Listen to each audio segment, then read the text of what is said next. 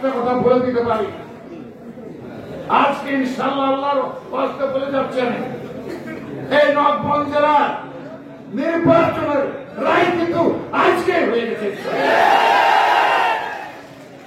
একটা কথা তবে আপনাদের বলবো, আমি পরে আসছি, অনেক কথা হয়েছে। আমাদের শুধু সভা করলে চলবে না, মিটিং করলে চলবে না, মিছিল করলে চলবে না। আমাদেরকেও আমি সকল নেতৃবৃন্দকে অনুরোধ করব, আপনারা বাড়িতে বাড়িতে যে ক্যাম্পাস করবেন, ধানের শীষের কথা বলবেন। আমি বিশ্বাস করি সামনের দিনে এমন হাওয়া আসবে, এই হাওয়াতে দাঁড়িপাল্লা উড়ে কোথায় হারিয়ে যাবে, আমি বিশ্বাস করি। প্রিয় ভাই আমার, আজকে আমরা এমন এক সভায় উপস্থিত হয়েছি, যে সভা আমাদের বাঁচা মরা এই যে পদ্মা, এই পদ্মার করল গ্রাস থেকে এবং ভারতের যে আমাদের উপরে নির্যাতন করছে, এই নদীর মাধ্যমে এটা থেকে মুক্তি পাওয়ার জন্য এই আমরা আজকে এখানে সমবেত হয়েছি। উপস্থিত ভাইয়েরা আমার, আমি আপনাদেরকে অনুরোধ করবো, বক্তব্য বাড়াবো না, আমার ঠান্ডা লেগে আছে কিছুটা, যে এখন থেকে আপনাদেরকে শপথ নিতে হবে।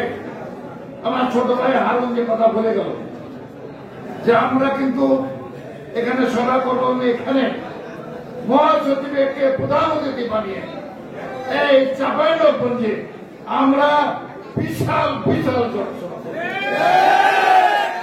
কিন্তু এটা বললে তো হবে না, আপনাদের সবার সহযোগিতা চাই। সবাই আপনারা এখানে যারা আছেন, আপনারা শুধু না, আপনারা সমস্ত জেলাকে মোটিভেটেড করে সমস্ত লোককে এখানে নিয়ে এসে এই মিছিলকে, এই সভাকে আপনারা সর্বকালের শ্রেষ্ঠ সভায় রূপান্তরিত করবেন। কি ভাই, করবেন না আপনারা? ইনশাআল্লাহ আমি আশা করি আপনারা সবাই মিলে মানে সামনের সভাকে, এই সদরের সভা যেখানে আমাদের মহাসচিব প্রধান অতিথি থাকবেন, এটাকে আপনারা সাফল্যমণ্ডিত করবেন। মহাসাগরে যে সাগরের ইতিহাস ইতিপূর্বে নাই, আমি আরেকটা কথা আপনাদের বলবো, আমরা কিন্তু প্রথম সভা নিয়েছি শিবগঞ্জে, শিবগঞ্জের মাঠে।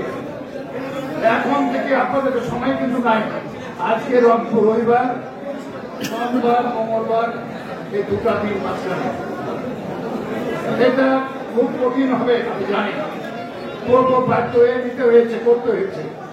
আপনারা সবাই কথা দিচ্ছেন আমাকে, এখন থেকে আপনারা সবাই নিজের লোক এবং মডেল মাঠ সহ শিবগঞ্জের সমস্ত বাজারে, আনাচে কানাচে, রাস্তাঘাটে সব যেন একেবারে প্লাবিত হয়ে যায়, এভাবে আমি কথা না পারি একটা কথা বলবো। আপনারা জানেন আমাদের নেত্রী, দেশনেত্রী বেগম খালেদা জিয়া শিবগঞ্জ থেকে কানসার পর্যন্ত উনি নিজে হেঁটে গেছিলেন, আপনারা জানেন, আপনারাও গেছেন, হেঁটে গেছেন।